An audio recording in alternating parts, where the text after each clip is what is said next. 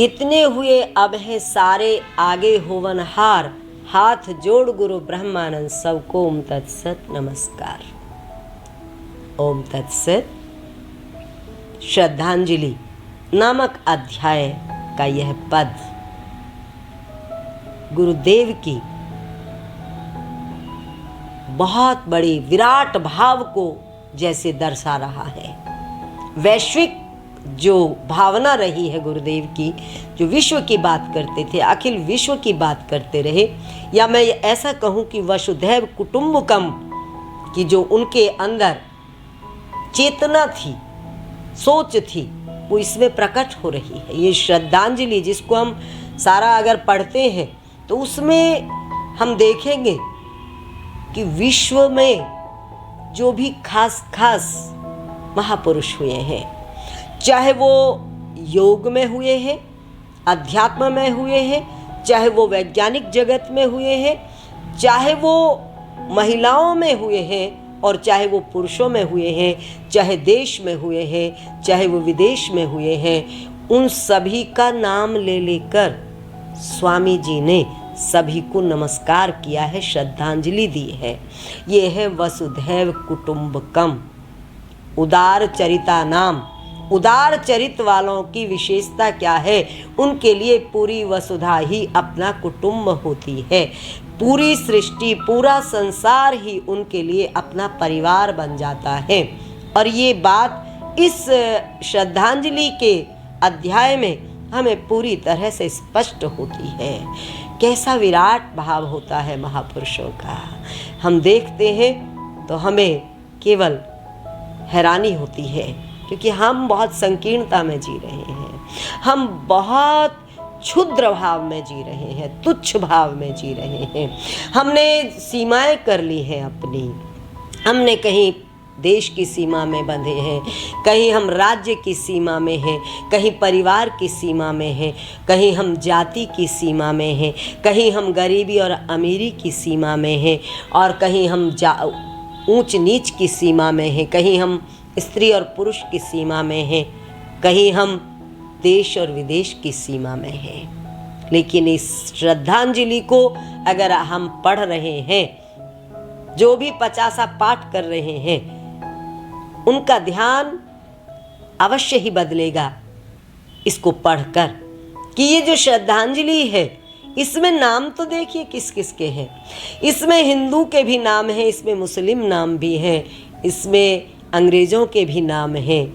आप देखिए इसमें और तो और कम्युनिस्ट नाम भी है, मार्क्स का नाम भी है इसमें।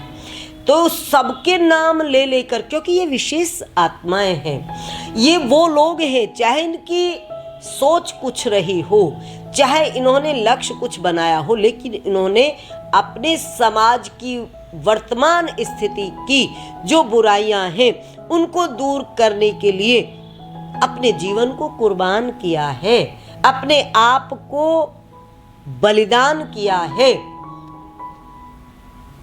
ऐसी आत्माओं को गुरुदेव कहते हैं, मैं सबको प्रणाम करता हूँ, झुकता हूँ, सिर झुका रहे हैं वो सबको।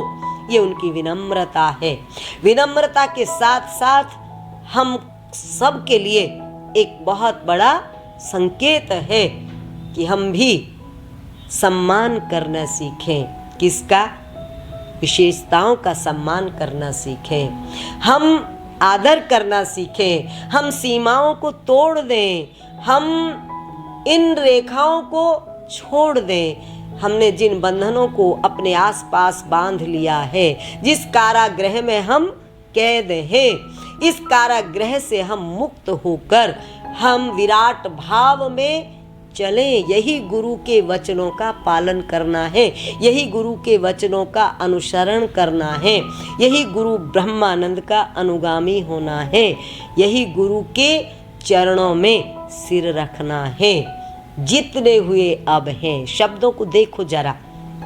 और ये तो हम एक एक दो दो पद ही ले रहे हैं, लेकिन आपको सारा पढ़ना है और फिर उन वचनों से अपने विचारों को ओतप्रोत करना है, ताकि हम भी विराट हो जाएं, हमारे भीतर भी वसुधैव कुटुंब की भावना बढ़ती चली जाए।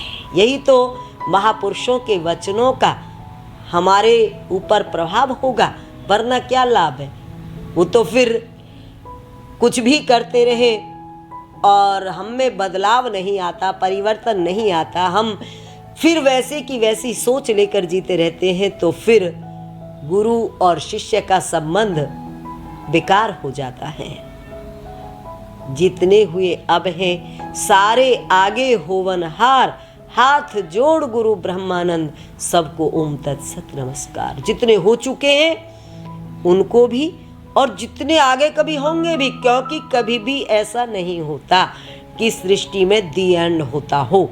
महापुरुष, ये अलग बात है कि कभी भी वही लौट कर नहीं आते, अलग अलग रूप में आते हैं, लेकिन कभी भी महापुरुषों के बगैर ये सृष्टि रही ही नहीं। आगे भी होंगे, पीछे हो चुके हैं और इस समय भी हैं। वो आगे होने वालों को भी नमस्कार करते हैं, पीछे हो चुके हैं उनको भी सम्मान दे रहे हैं, और जो इस समय हैं उनको भी प्रणाम करते हैं।